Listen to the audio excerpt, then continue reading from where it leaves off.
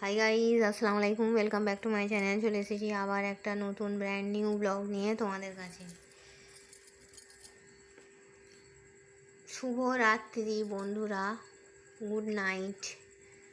তার কারণ রাত হয়ে গেছে, তোমাদের ডিনার কমপ্লিট বন্ধুরা? তো চলো, আমার বাবু আর কি বাঁকড়া গিয়েছিল নানি বাড়ি। ওখান থেকে এসছে। আজকে ওর নানিমা কি পাঠিয়েছে দেখো আমাদের জন্য, পোলাও ভাত,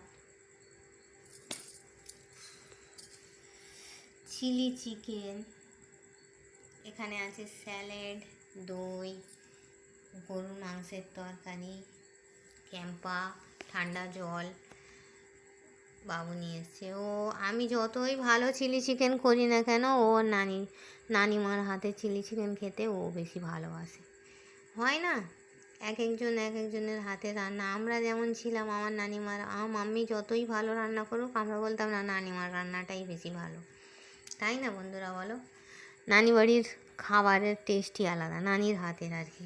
আমার তো আর নানিমা নাই, ওর আছে, ও জানে।